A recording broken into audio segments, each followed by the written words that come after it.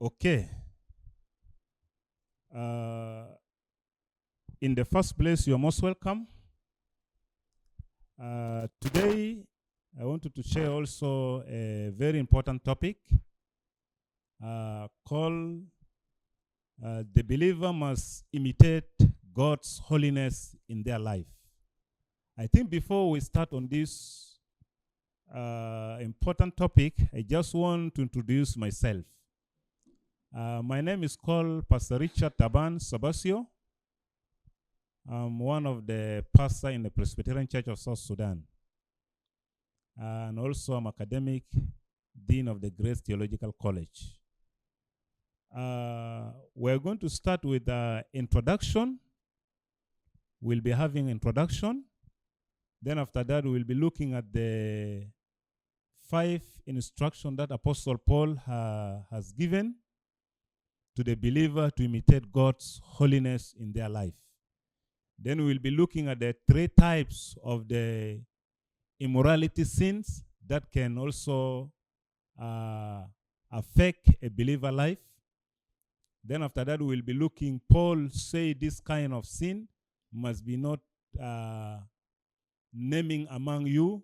We'll say why. There's some 7 reasons the Apostle Paul also has given. And then finally, we'll be looking at the conclusion of this topic of today. Our reference in the book of Ephesians, chapter 5, from verse 1 up to 5. So when you read in this book of Ephesians, you will get the whole lesson of our topic of today. Let's start with our introduction. In our introduction, Paul gives general instruction for holy living. And also he focuses on the purity life, both avoiding the evil deeds and also associated with wrong group. This is what Apostle Paul he mentioned in this area. So in verse 1 and 2, Apostle Paul also gives general instruction. How can a believer imitate God's holiness in their life? This is what Apostle Paul also emphasized much on this area. This is just brief our introduction. Want to see 5 instructions that Apostle Paul has given to the believer to live a holy life. The first instruction here is say, live a life full with the love. You see, this is the first instruction. And he focused on the purity life by avoiding evil deeds and also adapting holy practice. This is the first instruction Apostle Paul gave for living a purity life, you see. And then the second instruction here, Apostle Paul also say, following the example of Christ. You know, for the believer to imitate a holy life, they need also to follow the example of Christ. What it means, believers are to imitate God's holiness in all of their contact. You see? They are also to be like him. And this is very important. You see? The believer must imitate God's holiness because God is holy. That's why the Bible says, God who is holy, he calls us also to live in a holy life. They must imitate this one. And it's very important. In their contact, in their behavior, they must imitate God's holiness. Instruction number 3. He loves us. And we need also to love others. You know, Jesus, he loved us. That's why we need also to love others. And this is instruction that Apostle Paul has given. And it will help us to live a holy life. You see, when we love and also we love others, we'll find ourselves living a holy life. In instruction number 4, he offered himself as a sacrifice for us. You see? You know, Christ, he offered himself as a sacrifice for us. we need also to sacrifice ourselves for the others as Christ did. And this is very important. You know, sometimes we as a Christian, to sacrifice yourself to the others is a challenge. And this is one of the instructions that Apostle Paul gave here is strongly, you see.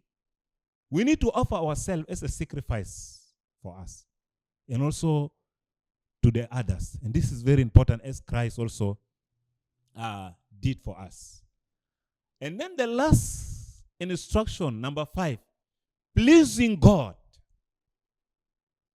You know, we need to please God as a Christian. And this is very important. Pleasing God. We need to please God, you see. And this is very, very important. We need to please God in our life, you see. This is 5 instructions Apostle Paul has given for the believer to live a holy life. Then after that, this one will take us to, when we read in verse 3 up to 5, believer must avoid the sin of sexual immorality. That's why he mentioned 3 types of the immorality sin. The first one is adultery. You know, adultery is one of the immorality. You know, when you are living in adultery, it means that your life will be contaminated. You see, adultery life. This is one of the immorality sin. The second one type is fornication. You see, fornication also is very dangerous. Fornication is very dangerous. Number 3 is homosexuality. You know, homosexual also is one of the problem. You see, it's one of the problem. Homosexuality is also one of the problem.